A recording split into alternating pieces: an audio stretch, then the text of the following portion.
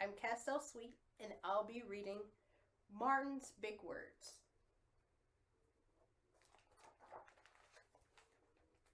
Martin's Big Words. The Life of Dr. Martin Luther King Jr. Written by Dorian Rappaport, illustrated by Brian Collier. Everywhere in Martin's hometown, he saw the signs, white only. His mother said these signs were in the southern cities and towns in the United States. Every time Martin read these words, he felt bad until he remembered what his mother told him. You are as good as anyone. In church, Martin sang hymns. He read from the Bible. He listened to his father preach. These words made him feel good. When I grow up, I'm going to get big words too.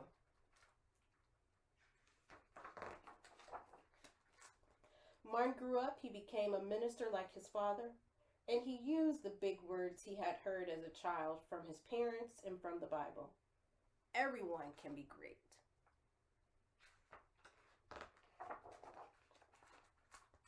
He studied the teachings of Mahatma Gandhi. He learned how the Indian nation won freedom without ever firing a gun. Martin said love when others said hate. Hate cannot drive out hate. Only love can do that. He said together when others said separate. He said peace when others said war. Sooner or later, all the people of the world will have to discover a way to live together. In 1955, on a cold December day in Montgomery, Alabama, Rosa Parks was coming home from work. A white man told her to get up from her seat on the bus so he could sit. She said no and was arrested. Montgomery's black citizens learned of her arrest. It made them angry. They decided not to ride the buses until they could sit anywhere they wanted. For 381 days, they walked to work, in schools and church. They walked in the rain and in the blistering heat. Martin walked with them and talked with them and sang with them and prayed with them until the white settlers had to agree that they could sit anywhere they wanted. When the history books are written, someone will say there lived black people who had the courage to stand up for their rights. In the next 10 years, black Americans all over the South protested for equal rights. Martin walked with them and talked with them and sang with them and prayed with them. White ministers told them to stop. Mayors and governors and police chiefs and judges ordered them to stop, but they kept on marching. Wait. For years I have heard the word wait. We have waited more than 340 years for our rights. They were jailed and beaten and murdered, but they kept on marching. Some black Americans wanted to fight back with their fists. Martin convinced them not to, but reminded them of the power of love. Love is the key to the problems of the world.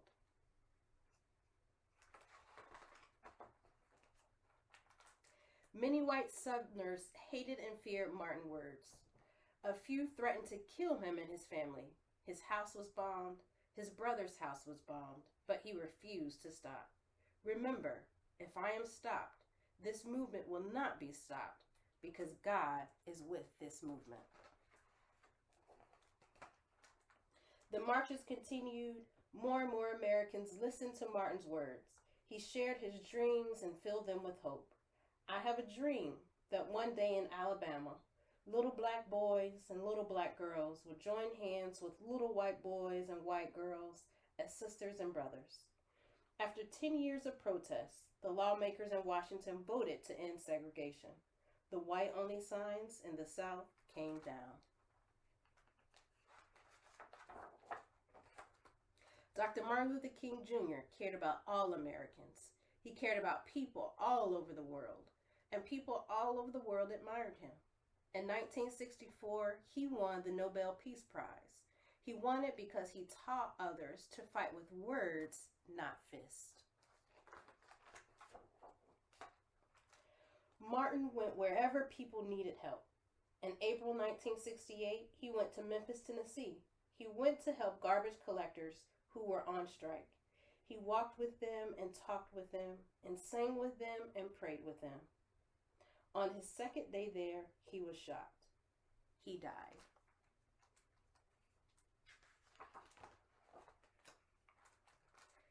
But his big words are alive for us today. Thank you. Kids, my name is Tabani, and I'm going to read you a poem called His Dream Lives On. The author is unknown, but I found this poem on woojunior.com. His dream lives on. Today is a day we all sing in honor of Martin Luther King. Wherever people fight to be free, his name is remembered with dignity. When Black people weren't treated right, he stood strong to lead the fight. He fought with love, not guns, not darts. He changed people's minds with their hearts. But some people didn't like his words,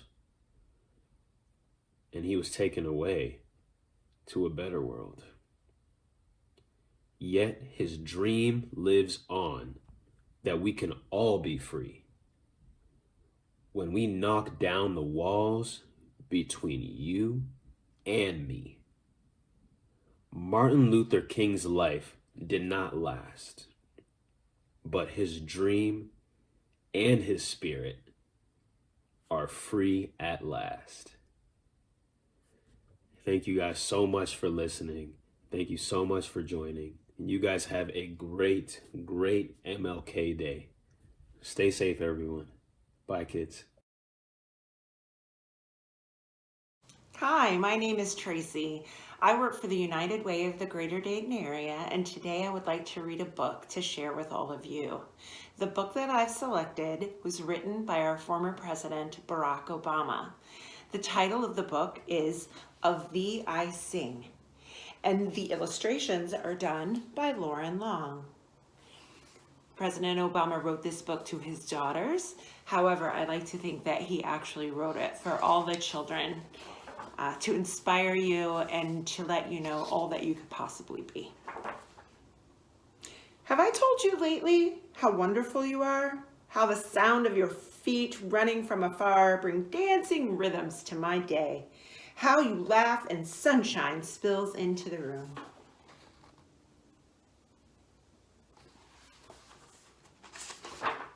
Have I told you that you are creative? A woman named Georgia O'Keeffe moved to the desert and painted petals, bones, bark. She helped us bring big beauty in what is small, the hardness of stone and the softness of feather.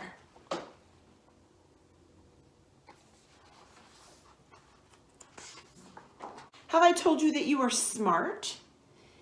That you braid great ideas with imagination? A man named Albert Einstein turned pictures in his mind into giant advances in science, changing the world with energy and light.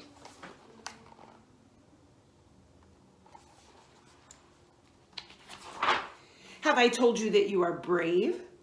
A man named Jackie Robinson played baseball and showed us all how to turn fear to respect and respect to love. He swung his bat with the grace and strength of a lion, and he gave brave dreams to other dreamers.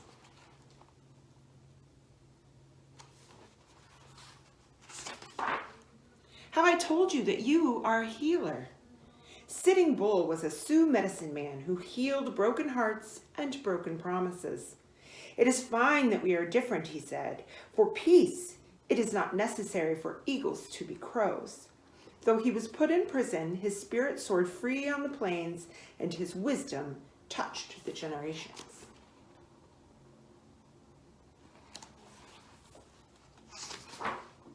Have I told you that you have your own song? A woman named Billie Holiday wore a gardenia in her hair and sang beautiful blues to the world. Her voice, full of sadness and joy, made people feel deeply and add their own melodies to the chorus.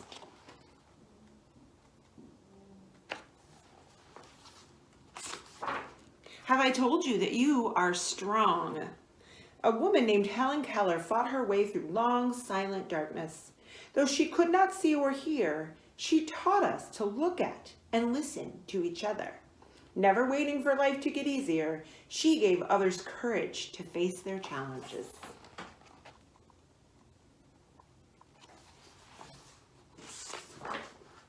Have I told you how important it is to honor others' sacrifices?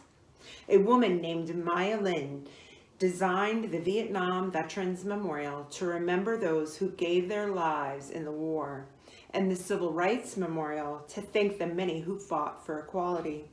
Public spaces should be filled with art, she thought, so that we can walk amidst it, recalling the past and inspired to fix the future.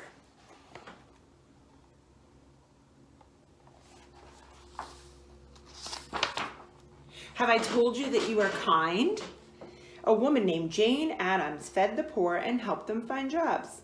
She opened doors and gave people hope. She taught adults and invited children to play and laugh and let their spirits grow wide.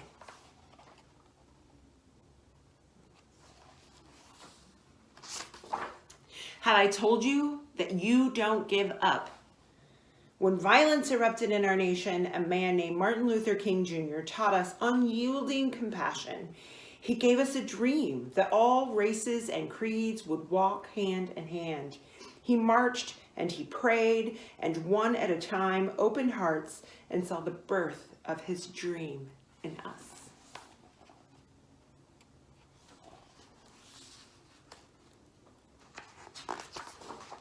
Have I told you that you are an explorer?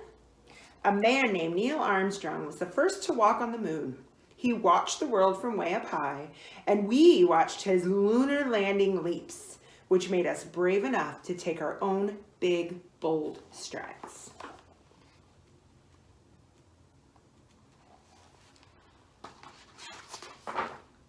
Have I told you that you are inspiring? A man named Cesar Chavez showed farm workers their own power when they felt they had none. The people were poor, but worked hard and loved the land. Cesar picketed, prayed, and talked. The people listened to their hearts and marched for their rights. Si se puede, Cesar said. Yes, you can.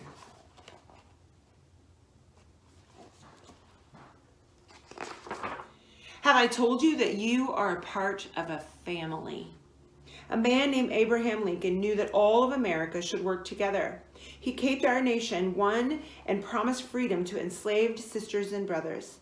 This man of the people, simple and plain, asked more of our country, that we behave as kin.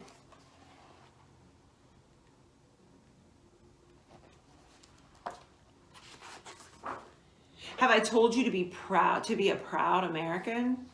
Our first president, George Washington, believed in liberty and justice for all. His barefoot soldiers crossed wintry rivers, forging ever on. He helped make an idea into a new country, strong and true. A country of principles, a country of citizens.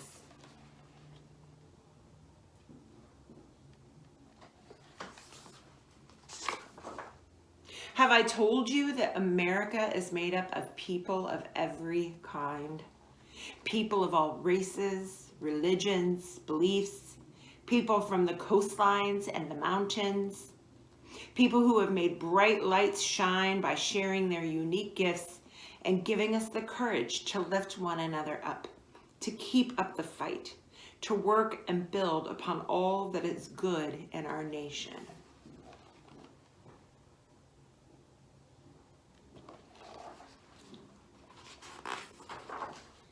Have I told you that they are all a part of you?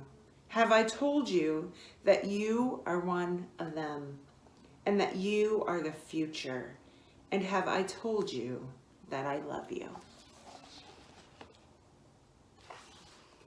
The end. I hope you enjoyed this story, and I hope that you find a way to celebrate the legacy of Martin Luther King and continue to spread peace and respect and love and justice for our entire community.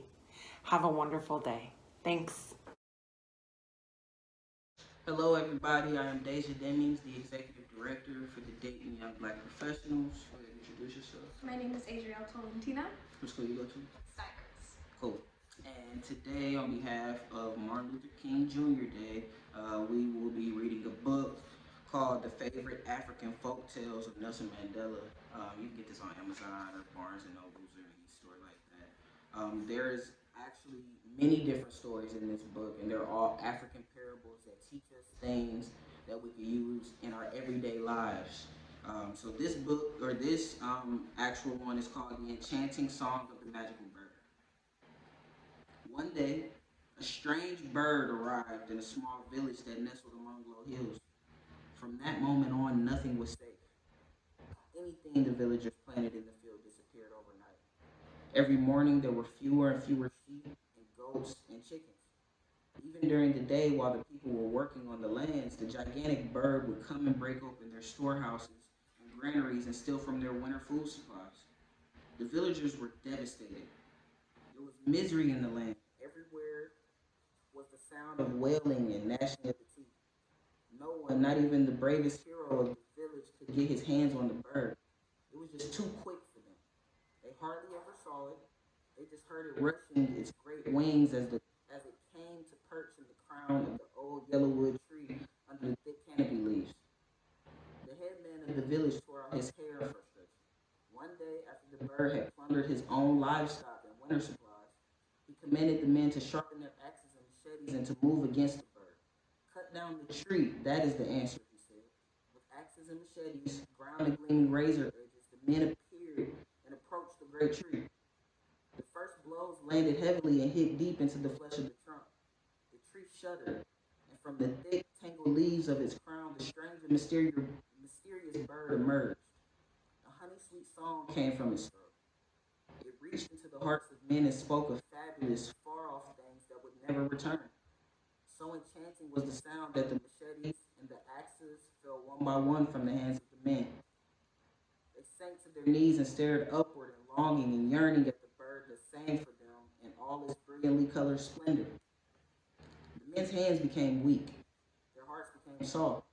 No, they thought so a beautiful bird could never have caused so much damage and destruction. And when the sun sank red in the west, they shuffled like sleepwalkers back to the headman and told him there was nothing, but nothing that they could do to harm the bird. The headman was very angry. Then the young men of the tribe will have to help me, he said. Let the youngsters break the power of the bird. The next morning, the young men took their gleaming axes and machetes and set off for the tree. The first blows again landed heavily, biting deep into the flesh of the trunk. And just as before, the green canopy of the tree opened and the strange bird appeared in all its multi-hued finery. Once again, the most wonderful melody echoed across the hills. The young men listened, enchanted to the song that spoke to them of love and courage and of heroic deeds that awaited them. This bird could not be bad, they thought. The bird could not be wicked. The young men's arms became weak, the axes and machetes fell from their hands, and they knelt like the older men before them, listening to a trance to the song of the bird. When night fell, they stumbled bewildered back to the headman, and their ears still sounded the enchanting song of the mysterious bird. It is possible, said the leader of the group. No one can withstand the magical power of this bird. The headman was furious. Only the children remain, he said. Children hear truly and their eyes are clear. I will lead the children against the bird. The next morning, the headman and the children of the tribe went to the tree where the strange bird was resting.